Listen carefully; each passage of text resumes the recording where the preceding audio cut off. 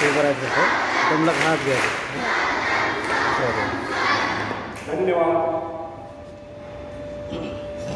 प्रथमतः मी माझा परिचय देतो. मी दत्तात्रय आहे, सेवानिवृत्त प्राचार्य, गव्हर्नमेंट ITIला प्राचार्य म्हणून होते. मी बेसिकली इलेक्ट्रिकल इंजिनियर. सुरुवातीला नोएडा जलविद्युत प्रकल्पावरती 2 वर्ष आणि चंद्रपूर थर्मल पॉवर स्टेशनला 1 वर्ष इंजिनियर म्हणून काम केलं. त्यानंतर 13 वर्ष गव्हर्नमेंट टेक्निकल कॉलेजला लेक्चरर होतो आणि नंतर 22 वर्ष प्राचार्य पदावर काम केलं. टोटल 38 वर्ष सेवा झाल्यानंतर ऑगस्ट 19ला सेवानिवृत्त झाला आणि तेव्हापासून युवकांसाठी प्रेरणा देणारे विचार मी देत असतो. पूर्वी एक व्याख्यान दिलं होतं, मला आठवत आहे. मागच्या वर्षी व्याख्यान दिलं होतं, आठवत आहे का? हिंदीमध्ये कोणतं होतं? हा सांग, कोणतं होतं? सफलता के ऊंचाइयों को छुए तो सुप्त शक्ती.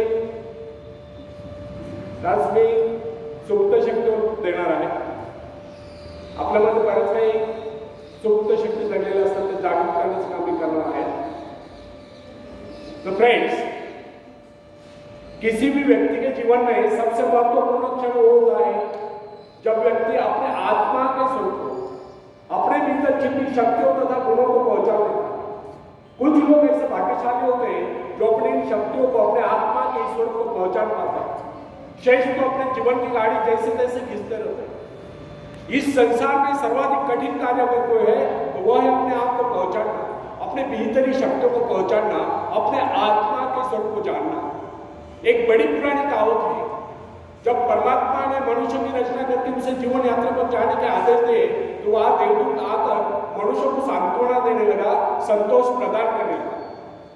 तब परमात्मा ने देवदूत को ऐसा करने से रोक दिया, बताया यदि मनुष्य को संतोष प्रदान कर दिया गया तो उसे उसके जीवन में पौध पर मिलने वाला उल्लास समाप्त हो जाएगा. और यह बात सच है. जब मनुष्य आत्मनिरीक्षण करता है तब ही अपने को पहचान पाता है, और जब अपने को पहचान लेता है तब उसके भीतर दैवी शक्तियां उत्पन्न हो जाती है. तब उसके मन गुंजान उठते हैं जो न जाने कब के सोए पड़े थे. इस संदर्भ में न्यूयॉर्क के महिला प्रिंसिपल को उदाहरण देना अतिशयोक्ति होगा. उसने अपने जीवन के अनुभव के संबंध में एक बात लिखी है. जब मुझे ऐसा लगा कि मुझे इस दुनिया में कोई महत्वपूर्ण कार्य करना है, तब मुझे एहसास हुआ कि मेरे भीतर में एक मैं है जो काफी शक्तिशाली है. बस उस दिन से ये विद्यालय क्या, ये सारी धरती ही मेरे लिए कार्यक्षेत्र बन गई. इस प्रकार अपने आत्मा के स्वरूप को पहचान कर एक अध्यापिका अपने जीवन के प्रत्येक क्षेत्र में महत्वपूर्ण है. यह आत्मशक्ति पहचानने का तरीका. फ्रेंड्स, सरल नहीं अपने आप को पहचानना, यह बहुत ही कठिन कार्य है. किसी व्यक्ति को उसके भीतरी शक्तियों से परिचित करा देना या उसे उसके भीतर छिपे विशाल एक गौरवशाली स्वरूप का ज्ञान करा देना सबसे महत्वपूर्ण बात है. जब कोई व्यक्ति अपनी वास्तविकता से रूबरू हो जाता है, अर्थात अपने आप को पहचान लेता है, अपने भीतर शक्ति को पहचान लेता है, तब उसके भीतर ऐसा परिवर्तन आता है जिसे देखकर दुनिया चकित रह जाती है. प्रोफेसर विलियम जेम्स का कहना है कि प्रत्येक व्यक्ति के भीतर एक अद्भुत शक्ति छुपी होती है, ना किसी को देख सकता है, ना जिसकी कोई कल्पना कर सकता है. अगर कोई ऐसा साधन निकला है जिसके द्वारा मनुष्य अपने आंतरिक शक्तियों की तस्वीर खींच ले तो अपनी शक्तियों को देखकर चकित रह जाए. प्राय जब कोई व्यक्ति किस कार्य को पूरा करता है तो वह यह सोचकर चौंक जाता कि कार्य उसने किया है. लेकिन फ्रेंड्स, इसमें चौंकने जैसी कोई बात नहीं. संसार का कोई भी कार्य चाहे वो कितना ही बड़ा क्यों ना हो, मनुष्य ने तो किया.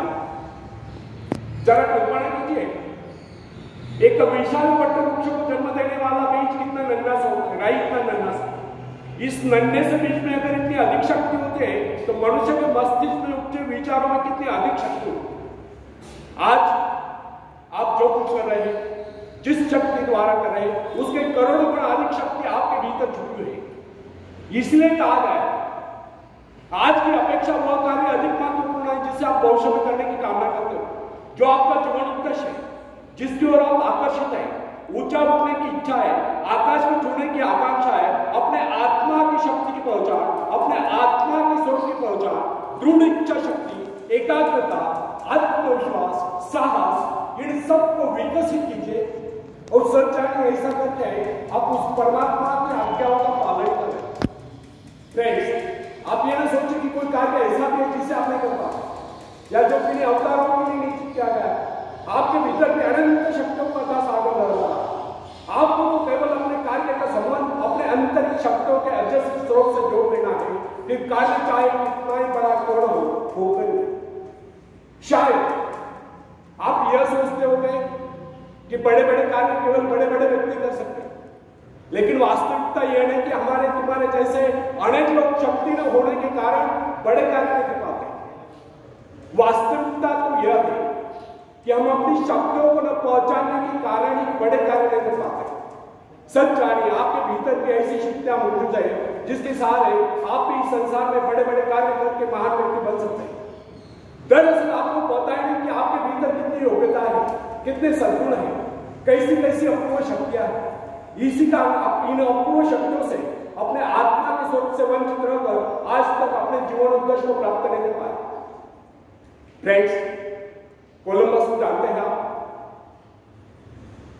कौन थे कोलंबस? शायद हिस्ट्री में पढ़ा होगा, बता सकते हैं कोई जिन्होंने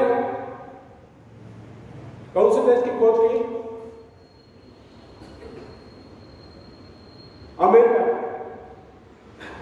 तो फ्रेंड्स, कोलंबस जब अमेरिका पहुंचा तो वहां के मूल निवासियों को इस बात का पता नहीं था कि संसार में अन्य देश भी अस्तित्व में। इससे यह सिद्ध नहीं होता कि कोलंबस अमेरिका पहुंचने से पहले इस संसार में अन्य देश अस्तित्व में नहीं थे।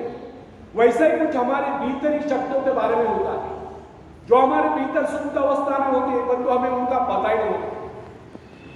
इमर्सन का कहना है कि संसार में कुछ एक व्यक्ति आत्म परिचय प्राप्त कर पाते हैं। अधिकतर लोग अपना कार्य पूरा करने से पहले इस संसार से कुछ कर जाते हैं, अर्थात परलोक सिद्ध करते हैं। अत्यधिक शक्तिशाली व्यक्ति को भी अपने भीतरी शक्तियों का पता नहीं।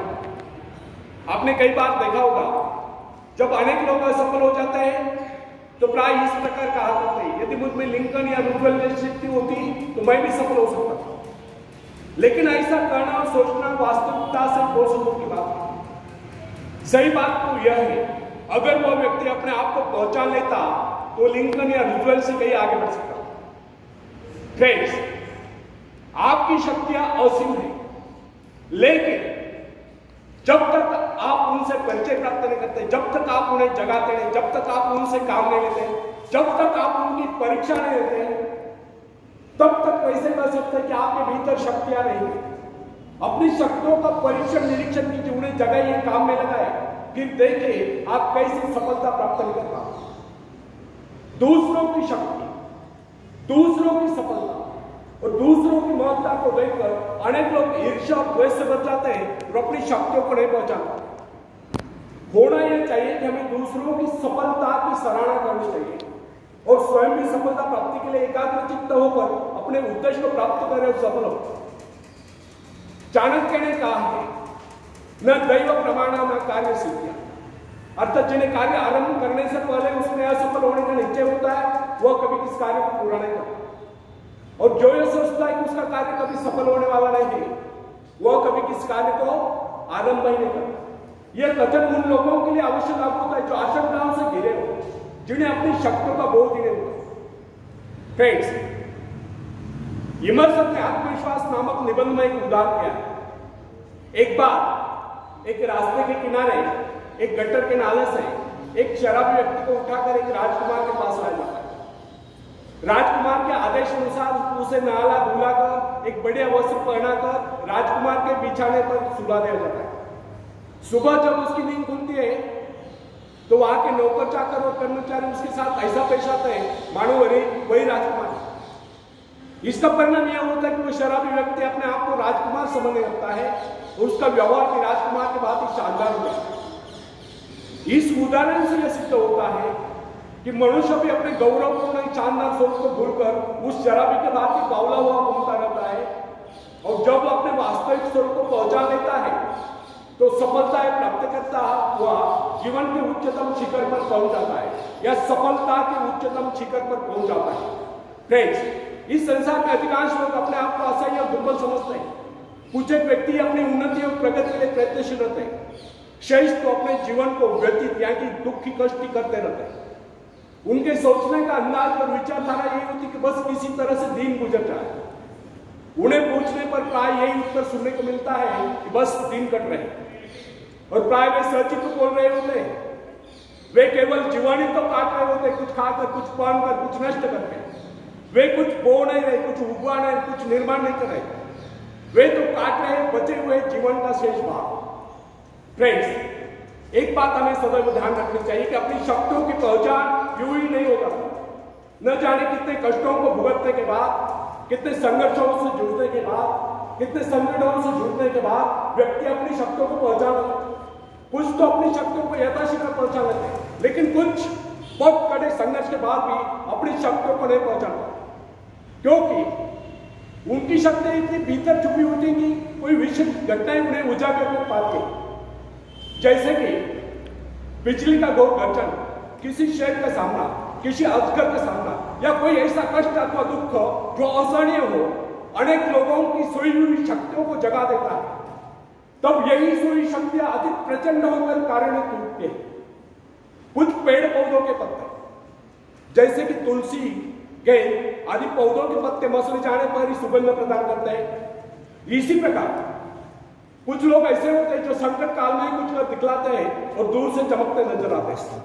अगर इन लोगों के जीवन में कोई संकट ही ना आए होते तो वो कभी चमक ही नहीं पाते। ऐसे लोगों का अधिकांश जीवन का व्यर्थ ही चला जाता है। अचानक कोई झटका उन्हें लगता है, उनकी सोई शक्तियां जाग उठती है, उनकी दबी प्रतिभाएं ऊपर के सामने आ जाती है। इस संदर्भ में अमेरिका के भूतपूर्व राष्ट्रपति अब्राहम लिंकन और सेनापति ग्रांट इस स्थितियों के सर्वश्रेष्ठ उदाहरण। आयु के 40वें बरस तक सेनापति ग्रांट को उसके परिवार के अतिरिक्त कोई नहीं जानता। उसे कभी सपने में भी यह विचार न आया होगा कि वो गौरवशाली सेनापति बन सकता है। वो अपनी भीतरी शक्तियों से सर्वथा अनभिज्ञ था। जब वो बीए पास हुआ तो उसकी उम्र थी 32 वर्ष। तब उसे एक जगह पर नौकरी मिली तो तुरंत त्याग पत्र देना। बाद में कस्टम्स हाउस में नौकरी मिली, वहां भी उसे अयोग्य ठहराया। बाद में स्टोर कीपर, बाद में ट्रेनर, लेकिन किसी भी क्षेत्र में उसे सफलता नहीं मिली। यही व्यक्ति अचानक एक दिन अमेरिका की सेना का महानायक बन गया। अमेरिका की भीषण लड़ाई की आंधियों ने, तूफानों ने उसकी खोई शक्ति को झकझोर दिया। उसके भीतर सोए सेनापति को जगा दिया। उसकी कार्यकुशलता, उसकी कार्यशक्ति और उसके नेतृत्व का प्रभाव देखकर सारा संसार दांतों तले उंगलियां दबाए रहा। यह भी इस बात का प्रबल प्रमाण है कि अचानक घटी कोई घटना, कोई संकट, कोई प्रेरणा जीवन में ऐसा परिवर्तन ला देती कि व्यक्ति कहां से कहां पहुंच जाता है। यह सब होता है अंतर प्रेरणा से, आत्मदर्शन से, जो व्यक्ति को जीवन में उच्च से उच्चतम और महान से महानतम बना देता है। फ्रेंड्स, याद रखें, अपने आप को पहचान लेना उस परमात्मा को पहचान लेना। कोई भी व्यक्ति अपने पूर्वजों की दी हुई संपत्ति के बल पर सफलता प्राप्त नहीं कर सकता, लेकिन कोई भी व्यक्ति अपने अंतःकरण में असीम ऐश्वर्य को देखकर, अपनी शक्तियों को जगाकर, खासतौर पर अपनी सुप्त शक्तियों को जगाकर सफलता प्राप्त कर सकता है। जब कोई इंसान कष्टों को झेलता हुआ, संघर्षों से जूझता हुआ साहस के साथ आगे बढ़ता है तो अनेक सफलताएं आकर उसे मिल जाती है। उसके जीवन के सभी संकट दूर हो जाते। आप में सभी शक्तियां निहित है, महान से महानतम बनने के बीच आपके अंतःकरण में मौजूद है। लेकिन जब तक आप इन शक्तियों को विकसित नहीं करते तब तक आपको जीवन का सच्चा आनंद प्राप्त नहीं हो सकता। बीज से अंकुर तभी फूटता है जब वह फटता है। बाद में यही अंकुर एक महाकाय वृक्ष बन जाता है। इसलिए फ्रेंड्स,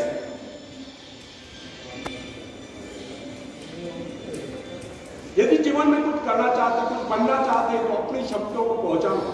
ईश्वर ने जो शक्ति आपको प्रदान की है वो आपके भीतर छुपी हुई, उसे जगाकर बाहर लाओ।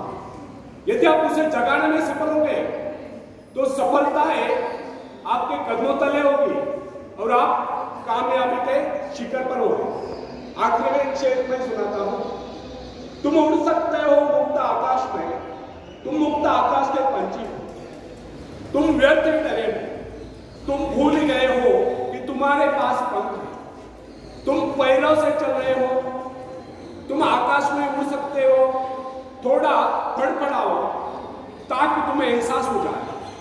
ध्यान सिर्फ भरोसा पैदा करने के लिए है, तुमने कुछ खोया नहीं, तुम सिर्फ बोले हो कि अपने पास पंख है, अपने पास पंख है। धन्यवाद। जय हिंद।